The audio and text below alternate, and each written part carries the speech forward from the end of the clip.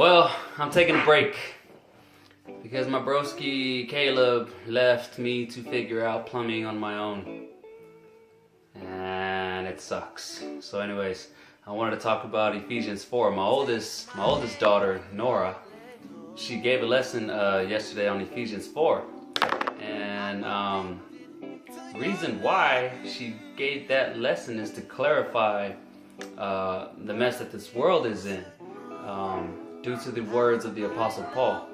And he stated that there will be one true church, right? So with that being said, the church would have apostles, the church would have prophets, the church would have one God, the church would have a valid baptism, the church would have a Holy Ghost. Because if there was more than one true church, then of course, you know, the world would be how it is right now. Just like Jesus and his apostle, right? He set the path. He set the foundation on how this church ought to be in our day, right? So anyways, he goes on to explain that the church will be penetrated by order, which what I just explained.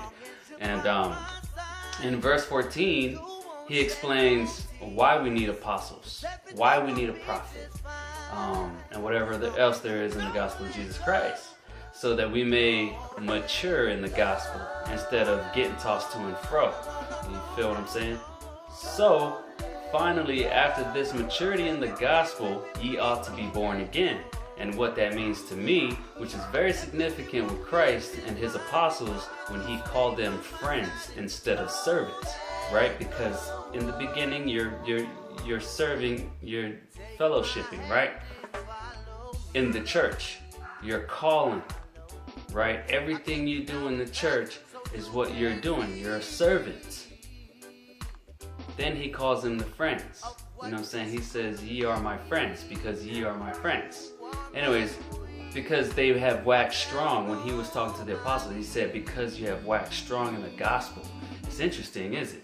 So that just comes to me that, you know, I'm very blessed with this church, Latter-day Saints. You know what I'm saying? Don't get me wrong. There's a lot of people would, you know, bicker back and forth about our church, but in reality, it's real talk what they're speaking. The prophets and everybody, the apostles, they're trying to tell you to wake up. They're trying to tell you to mature, not physically, but spiritually. Because you can be a doctor, you could be a lawyer, you could be a judge, you could be all these, you know, high people in high places, but without the gospel, man, you don't know nothing. You know what I'm saying? So I think in the first verse, I'm not pretty sure, but it says, you know, it talks about children. It's talking about that you're children in spirit. You're still a child in spirit.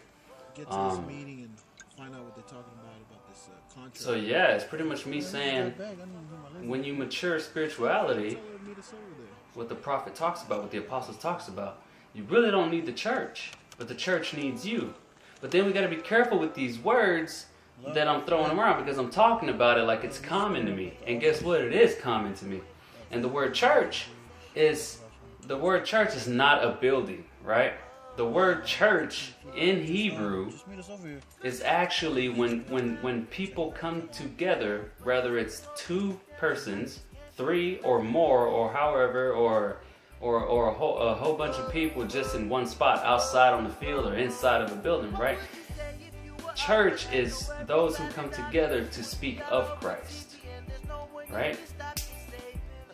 So I guess before church was Christians. You know what I mean? But yeah, I've been thinking about that while I was working on this dang plumbing, man, and it sucks. I might as well just kick rocks on this one. Probably go do something else. Anyways, I just wanted to share that with you guys. You know, figure I'll show my stewardship here on Facebook.